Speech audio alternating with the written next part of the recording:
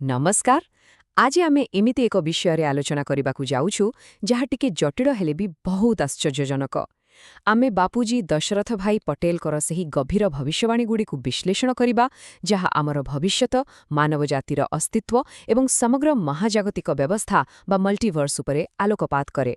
एही तथ्यगुड़िक केवल पृथ्वी मध्यरे सीमित नुहे बरं एहा विशाल महाजागतिक शक्तिगुड़िकु नै गठित। तेबे आसंतु सीधा सड़क आलोचना भितरकू जिबा।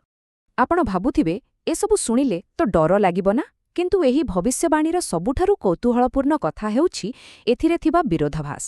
मूल सूत्र अनुजाई जदिओ एही आलोचनारे पृथ्वी एवं समग्र ब्रह्मांडर भौतिक विनाश विषय कुहा जाइछि, एहार मूल उद्देश्य आदौ लोकंक मनरे भय सृष्टि करिबा नुहे, बरं एहार प्रकृत लक्ष्य हेउछि एक आध्यात्मिक जागरण आनिबा। संकट आसिबा पूर्वरु मानवजाति केपरि निजको आध्यात्मिक भावे प्रस्तुत करि पारिबो ताहा ही हेउछि एही तथ्यर मुख्य प्रसंग। आमर आजिर एही विश्लेषणକୁ बुझिबा पई आमे एहाकु चारोटी मुख्य भागरे बांटिछु। प्रथमे पृथ्वीर भविष्यवाणी, तापरे अदृश्य सूक्ष्म जगत, तृतीयरे विशाल महाजागतिक स्तर एवं शेषरे एही सबु संकटर मुकुଳି परम शांति प्राप्ति करिबार मार्ग। बस एही क्रमरे आमे आगकु बढ़िबा। तेबे आसंतु आमर प्रथम विभाग पृथ्वीर भविष्यवाणीरु ही आरंभ करिबा एवं देखिबा जे 2029 अड़कु यात्रा किपरि हेबो। एही टाइमलाइन को टिके ध्यान दियंतु। घटनागुड़िक केते शीघ्र बदलिबो ताहा सतरे चिंताजनक। मूल तथ्य कहुछि 2025 मसीहारु ही विश्वस्तରରେ भू राजनैतिक विवाद आरंभ होइजिबो। 2027 बेलकु एहा एक भयंकर रूप नेबो आउ 2029 शेष सुद्धा संपूर्ण ब्रह्मांड काल अग्निरे लीन होइजिबो बोली दाबी करा जाइछि। माने केवल पृथ्वी नुहे पूरा महाजागतिक व्यवस्थार विनाश कथा एठारे कुहा जाइछि। राजनैतिक स्तରରେ ଏହା କିପରି ଦେଖାଯିବ ତାହା ବୁଝିବା ବି ବହୁତ ଜରୁରୀ। ଭବିଷ୍ୟବାଣୀ ଅନୁସାରେ ଭାରତ ଭିତରେ ଏକ ଅତି ଭୟଙ୍କର ଗୃହଯୁଦ୍ଧ ଦେଖାଦେବ ଆଉ ସ୍ଥିତି ନିୟନ୍ତ୍ରଣ କରିବା ପାଇଁ ବାଧ୍ୟ ହୋଇ ସେନାବାହିନୀ ହାତକୁ କ୍ଷମତା ଦିଆଯିବ। ସେହି ସମୟରେ ପୃଥିବୀର ଅନ୍ୟ ପ୍ରାନ୍ତରେ ତୃତୀୟ ବିଶ୍ୱଯୁଦ୍ଧ ଚାଲିଥିବ। କିନ୍ତୁ ଆଶ୍ଚର୍ଯ୍ୟର କଥା କ'ଣ ଜାଣିଛନ୍ତି? ଭାରତ ଏହି ବିଶ୍ୱଯୁଦ୍ଧରେ କୌଣସି ପକ୍ଷ ନ ନେଇ ସମ୍ପୂର୍ଣ୍ଣ ନିରପେକ୍ଷ ରହିବ। ବାହାରେ ଆଣବିକ ଅସ୍ତ୍ରର ବ୍ୟାପକ ବ୍ୟବହାର ହେବ, ଯାହା ପୃଥିବୀକୁ ସମ୍ପୂର୍ଣ୍ଣ ଧ୍ୱଂସ ଆଡ଼କୁ ଟାଣି ନେବ। କିନ୍ତୁ ଆଜିର ଆଲୋଚନାର ସବୁଠାରୁ ଭିନ୍ନ ଦିଗଟି ଏବେ ଆସିବ। ଏହି ସବୁ ଘଟଣା ପଛରେ କେବଳ ମଣିଷ ନାହାନ୍ତି। ବର୍ତ୍ତମାନ ଆମେ ସୂକ୍ଷ୍ମ ଜଗତ ଏବଂ ଏହାର ଅଦୃଶ୍ୟ କାରଣ ଉପରେ ନଜର ପକାଇବା। ଏବେ ଦେଖନ୍ତୁ, ଏହି ଯେଉଁ ସବୁ ଘଟଣା ଘଟିବ, ଆମେ ସାଧାରଣତଃ କ'ଣ ଭାବିବା? ଆମେ ଭାବିବା ଯେ ନେତାମାନେ ଯୁଦ୍ଧ କରୁଛନ୍ତି, ଆଣବିକ ଅସ୍ତ୍ର ପକାଉଛନ୍ତି କିମ୍ବା ସୁନାମି ଆଉ ଭୂମିକମ୍ପ ଆପେ ଆପେ ପ୍ରାକୃତିକ ଭାବେ ଆସୁଛି। କିନ୍ତୁ ସୂକ୍ଷ୍ମ ଦୃଷ୍ଟିକୋଣରୁ କଥାଟା ସମ୍ପୂର୍ଣ୍ଣ ଅଲଗା। ଦାବି କରାଯାଇଛି ଯେ ବାସ୍ତବରେ ଅଦୃଶ୍ୟ ଏଲିୟନ୍ସ ଏବଂ ଅତୃପ୍ତ ଆତ୍ମାମାନେ ହିଁ ଦେଶର ମୁଖ୍ୟମାନଙ୍କୁ ନିୟନ୍ତ୍ରଣ କରୁଛନ୍ତି। ମାନେ ବୋମାର ସୁଇଚ୍ ଦବାଇବା ପଛରେ ସେହିମାନଙ୍କର ହିଁ ହାତ ଅଛି, ଆଉ ସେମାନେ ଇଚ୍ଛାକୃତ ଭାବେ ସମୁଦ୍ର ତଳେ ଭୂମିକମ୍ପ ସୃଷ୍ଟି କରୁଛନ୍ତି। ଆଉ ଏକ ଆଶ୍ଚର୍ଯ୍ୟଜନକ ତଥ୍ୟ ଶୁଣିବେ। ସୂତ୍ର ଅନୁସାରେ ଅନ୍ୟ ଗ୍ରହରୁ ଯେଉଁ ଏଲିୟନ୍ସ ମାନେ ପୃଥିବୀକୁ ଆସିଲେ, ସେମାନଙ୍କ ଭିତରୁ ଠିକ୍ 99% ଏଠାକାର ବିଷାକ୍ତ ବାତାବରଣ ପ୍ରଭାବରେ ପୂରାପୂରି ନକାରାତ୍ମକ ଏବଂ ବିନାଶକାରୀ ପାଲଟି ଯାଇଛନ୍ତି। ବର୍ତ୍ତମାନ ସେମାନେ ସମୁଦ୍ର ତଳେ ଆଉ ପାହାଡ଼ ଭିତରେ ଲୁଚି ରହି ସମଗ୍ର ପୃଥିବୀକୁ ଧ୍ୱଂସ କରିବାର ଭୟଙ୍କର ଷଡ଼ଯନ୍ତ୍ର କରୁଛନ୍ତି।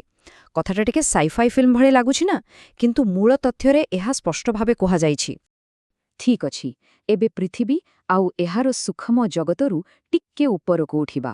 ଆମର ତୃତୀୟ ବିଭାଗ ହେଉଛି ମହାଜାଗତିକ ସ୍ତର, ମଲ୍ଟିଭର୍ସ ଏବଂ ଆତ୍ମା। ଏହି ବିଶାଳ ମଲ୍ଟିଭର୍ସର ଧାରଣାକୁ ଠିକ୍ ଭାବେ ବୁଝିବାକୁ ହେଲେ ଆମକୁ ପ୍ରଥମେ ଗୋଟିଏ ଶବ୍ଦ ବୁଝିବାକୁ ପଡ଼ିବ। ତାହା ହେଉଛି କଳା। କଳା କ'ଣ? ଏହା ହେଉଛି ଆଧ୍ୟାତ୍ମିକ ଶକ୍ତି ଏବଂ ମହାଜାଗତିକ ଆଲୋକ ମାପିବାର ଗୋଟିଏ ଏକକ। ଚିତ୍ର ଅନୁସାରେ ଆମେ ବର୍ତ୍ତମାନ ଯେଉଁ ସାଧାରଣ ଦୁନିଆ ବା ମର୍ତ୍ତ୍ୟଲୋକରେ ଅଛୁ, ତାହା କେବଳ 100 କଳାର ଶକ୍ତିରେ ପରିଚାଳିତ ହେଉଛି। କିନ୍ତୁ ମନେ ରଖନ୍ତୁ, ଏ ବ୍ରହ୍ମାଣ୍ଡରେ ଏହାଠାରୁ ଢେର ଗୁଣା ଅଧିକ ଶକ୍ତିଶାଳୀ ଲୋକ ମଧ୍ୟ ଅଛନ୍ତି। ତେବେ ଅନ୍ତିମ ବିନାଶର ପ୍ରକ୍ରିୟା କିପରି ହେବ? ତଥ୍ୟ ଅନୁସାରେ କିଛି ଅଦୃଶ୍ୟ ଏବଂ ଉଚ୍ଚ ଶକ୍ତି ସମ୍ପନ୍ନ ସତ୍ତା ସିଧାସଳଖ ଆମ ସୂର୍ଯ୍ୟ ଭିତରେ ପ୍ରବେଶ କରି ଏକ ଭୟଙ୍କର ଯୋଜନା ପ୍ରସ୍ତୁତ କରୁଛନ୍ତି। ସେମାନେ ସୃଷ୍ଟି କରିବେ ଗୋଟିଏ 40 କଳାର ମହାକାଳ ଅଗ୍ନି। ଏହି ନିଆଁ ଏତେ ପ୍ରଚଣ୍ଡ ହେବ ଯେ ଏହା କେବଳ ପୃଥିବୀକୁ ନୁହେଁ, ପୂରା ଭୌତିକ ବ୍ରହ୍ମାଣ୍ଡକୁ ନିଜ ଭିତରେ ସମ୍ପୂର୍ଣ୍ଣ ରୂପେ ଲିନ୍ କରିଦେବ। ଥରେ ଭାବନ୍ତୁ ତ ଏହାର ଭୟାବହତା। ଏବଂ ଏହି ମହାଜାଗତିକ କାହାଣୀରେ ଆଉ ଗୋଟିଏ ଅତି ରହସ୍ୟମୟ ଆଉ ବିଶାଳ ନମ୍ବର ସାମ୍ନାକୁ ଆସେ 1.6 ବିଲିୟନ ବା 160 କୋଟି। ଏବେ ପ୍ରଶ୍ନ ଉଠିବା ସ୍ୱାଭାବିକ, ଏହି ବିଶାଳ ସଂଖ୍ୟାଟି ହଠାତ୍ କେଉଁଠୁ ଆସିଲା ଆଉ ଏହା ପ୍ରକୃତିରେ କାହାର? ଏବେ ଶୁଣନ୍ତୁ, ମୂଳ ସୂତ୍ର ଦାବି କରେ ଯେ ପୃଥିବୀର ଯେଉଁ 800 କୋଟି ଲୋକ ଅଛନ୍ତି, ସେଥିମଧ୍ୟରୁ ଠିକ୍ 20% ଅର୍ଥାତ୍ ଏହି 160 କୋଟି ଲୋକ ପ୍ରକୃତରେ ସାଧାରଣ ମଣିଷ ନୁହନ୍ତି। ସେମାନେ ହେଉଛନ୍ତି 200ରୁ ଅଧିକ କାଳାର ଅତ୍ୟନ୍ତ ଉଚ୍ଚସ୍ତରୀୟ ଏବଂ ପୁରାତନ ଆତ୍ମା। ଏହି ଆତ୍ମାମାନେ ଅନ୍ୟ ମଲ୍ଟିଭର୍ସରୁ ଆସିଛନ୍ତି, କିନ୍ତୁ ଏବେ ପୃଥିବୀର ମାୟା ଆଉ ବାତାବରଣରେ ଏମିତି ଫସିଯାଇଛନ୍ତି ଯେ ନିଜର ଅସଲ ପରିଚୟ ସମ୍ପୂର୍ଣ୍ଣ ଭୁଲି ଯାଇଛନ୍ତି। ଯଦି ସବୁକିଛି ଏତେ ଅଶାନ୍ତ ଆଉ ଭୟଙ୍କର, ତେବେ ଏତେ ବଡ଼ ବିନାଶର ସାମ୍ନାରେ ଉପାୟ କ'ଣ? ଏହା ହିଁ ଆମର ଶେଷ ବିଭାଗ, ପରମ ଶାନ୍ତି ପ୍ରାପ୍ତି ଏବଂ ଏଥିପାଇଁ ଆବଶ୍ୟକ ଆଧ୍ୟାତ୍ମିକ ନିୟମ। ସର୍ବପ୍ରଥମେ ଆମକୁ ଗୋଟିଏ କଠୋର ସତ୍ୟକୁ ଗ୍ରହଣ କରିବାକୁ ହିଁ ପଡ଼ିବ। ଆମର ଏହି ଭୌତିକ ଶରୀରକୁ କୌଣସି ପରିସ୍ଥିତିରେ ବି ବଞ୍ଚାଇ ହେବ ନାହିଁ। ଏହି ମହାପ୍ରଳୟରେ ଶରୀର ନଷ୍ଟ ହେବ, ଆଉ ଆମର ମନ, ସୂକ୍ଷ୍ମ ଏବଂ କାରଣ ଶରୀର ମଧ୍ୟ ସମ୍ପୂର୍ଣ୍ଣ ଭାବେ ଲୀନ ହୋଇଯିବ। ବାକି ରହିବ କେବଳ ଗୋଟିଏ ଜିନିଷ, ତାହା ହେଉଛି ଗୋଟିଏ ଶୁଦ୍ଧ, ବିନ୍ଦୁ ସଦୃଶ ନିରାକାର ଆତ୍ମା। ତେଣୁ ଯାହା ବି ପ୍ରସ୍ତୁତି କରିବା କଥା, ତାହା କେବଳ ସେହି ଆତ୍ମାକୁ କେନ୍ଦ୍ର କରି ହିଁ ହେବ ଦରକାର। ତେବେ ଏହି ଅଦ୍ଭୁତପୂର୍ବ ପ୍ରଳୟର କଷ୍ଟରୁ ନିଜ ଆତ୍ମାକୁ କିପରି ରକ୍ଷା କରିବେ? ସୂତ୍ର ଅନୁଯାୟୀ ଏଥିପାଇଁ ବେଶ୍ ସ୍ପଷ୍ଟ 4ଟି ପଦକ୍ଷେପ ରହିଛି। ପ୍ରଥମେ, ନିଜକୁ ଗୋଟିଏ ଶରୀର ନୁହେଁ ବରଂ ଏକ ଆତ୍ମା ଭାବରେ ଚିହ୍ନନ୍ତୁ ବା ଆତ୍ମଜ୍ଞାନ ଲାଭ କରନ୍ତୁ। ଦ୍ୱିତୀୟରେ, ବ୍ରହ୍ମଜ୍ଞାନ ହାସଲ କରନ୍ତୁ। ତାପରେ ଧ୍ୟାନ ମାଧ୍ୟମରେ ସର୍ବଶକ୍ତିମାନ ସର୍ବୋଚ୍ଚ ପରମାତ୍ମାଙ୍କ ସହ ସିଧାସଳଖ ସଂଯୋଗ ସ୍ଥାପନ କରନ୍ତୁ।